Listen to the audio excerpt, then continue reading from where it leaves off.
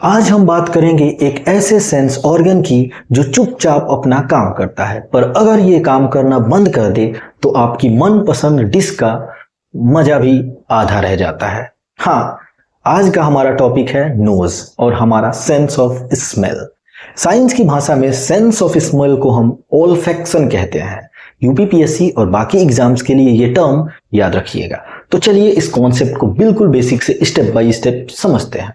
Basic structure, नाक के बाहरी और अंदर के हिस्सों के बारे में जानते हैं। क्या आपने कभी नोटिस किया है कि मम्मी किचन में गाजर का हलवा बना रही होती है और आपको ड्राइंग रूम में बैठे बैठे ही उसकी खुशबू आ जाती है? ये जादू आखिर होता कैसे है? इसको समझने के लिए पहले नाक के स्ट्रक्चर को देखते हैं। Nostrils, external नेयर्स। हमारी नाक में जो दो छेद होते हैं, जो दो ओपनिंग्स होते हैं जहां से हवा अंदर जाती है, उन्हें नॉस्ट्रिल कहते हैं। नॉस्ट्रिल के अंदर जो गुफा जैसा खाली जगह होता है उसे नेसल कैविटी कहते हैं। ये कैविटी बीच में से एक पर्दे यानी एक पार्टीशन से दो हिस्सों में डिवाइडेड होती है। इस दीवार को नेसल सेप्टम कहते हैं। नेसल कैविटी के अंदर छोटे छोटे बाल होते हैं जिन्हें सीलिया कहते हैं और एक चिपचिपा लिक्विड होता है जिसे म्यूकस कहते हैं। सोचो अगर ऐसा हो तो क्या होगा कि हमारी नाक में ये बाल और म्यूकस ना हो। हवा में मौजूद धूल मिट्टी यानी डस्ट और बैक्टीरिया सीधे हमारे लंग्स में चले जाएंगे। ये सीलिया और म्यूकस हमारी बॉडी के नेचुरल एयर प्यूरिफायर्स हैं जो कचरे को फिल्टर करके लंग्स तक फ्रेश और क्लीन हवा भेजते हैं। The smell centre, olfactory region. अब यहां एक इंपॉर्टेंट बात समझिए, स्मेल आखिर होती क्या है? जो भी चीज आप घूम रहे हैं उसमें से छोटे छोटे केमिकल्स हवा में उड़ते हैं। इन केमिकल मॉलिक्यूल्स को हम ओडोरेंट कहते हैं। नेसल कैविटी की सबसे ऊपरी छत पर एक स्पेशल टिश्यू की लेयर होती है जिसे ओल्फैक्टरी एपिथेलियम कहते हैं। आप इसको एक पोस्ट ऑफिस की तरह समझ लीजिए जहां बाहर से आई हुई सारी खुशबू सबसे पहले आती है। इस ओल्फैक्टरी एपिथेलियम के अंदर लाखों स्पेशल सेंसरी सेल्स होते हैं जिन्हें ओल्फैक्टरी रिसेप्टर्स कहते हैं। ये रिसेप्टर्स असल में हमारे केमिकल डिटेक्टर्स हैं। फिर आते हैं द प्रोसेस ऑफ स्मेलिंग। खुशबू कैसे पता चलती है?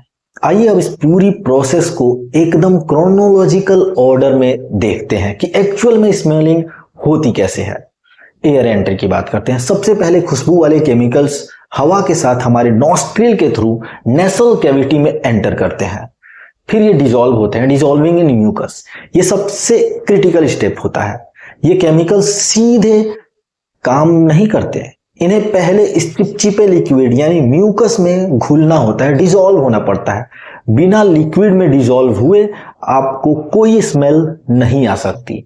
फिर रिसेप्टर्स के एक्टिवेशंस होता है। जैसे ही ये केमिकल्स म्यूकस में डिसॉल्व होते हैं, ओल्फैक्टरी एपिथेलियम में बैठा हुआ ओल्फैक्टरी रिसेप्टर्स इन केमिकल्स को पहचान लेते हैं और एक्टिव हो जाते हैं।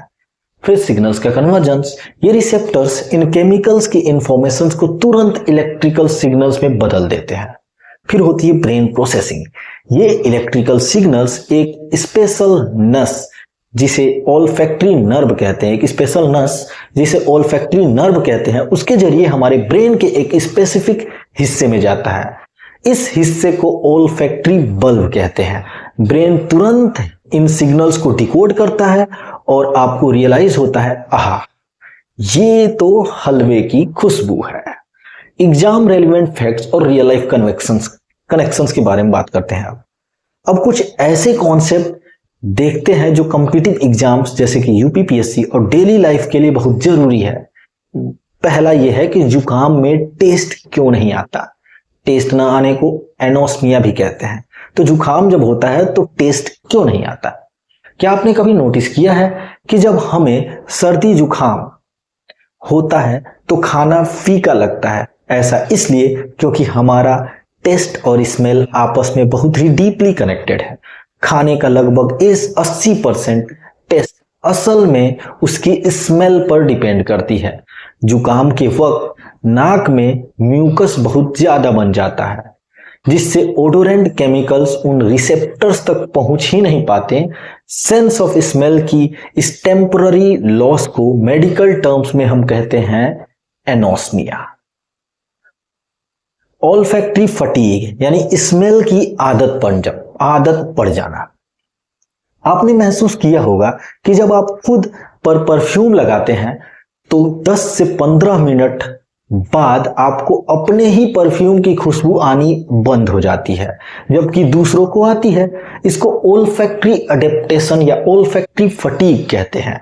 हमारे रिसेप्टर्स लगातार एक ही केमिकल स्टिमुलस आने पर उसके आदी हो जाते हैं और ब्रेन को सिग्नल भेजना बंद कर देते हैं ताकि हम बाकी नए सेल्स पर ध्यान दे सके।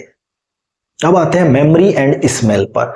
हमारे ब्रेन में ओल्फैक्टरी बल्ब सीधा उस हिस्से से जुड़ा होता है जो हमारी मेमोरी और इमोशंस को कंट्रोल करता है।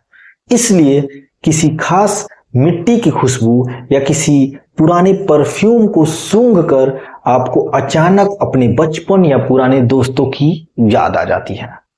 तो बच्चों, आज हमने देखा कि कैसे हमारी नाक सिर्फ सांस लेने का नहीं बल्कि हवा में तैरते हुए केमिकल्स को पकड़कर ब्रेन तक पूरा मैसेज भेजने का एक जबरदस्त मैकेनिज्म है।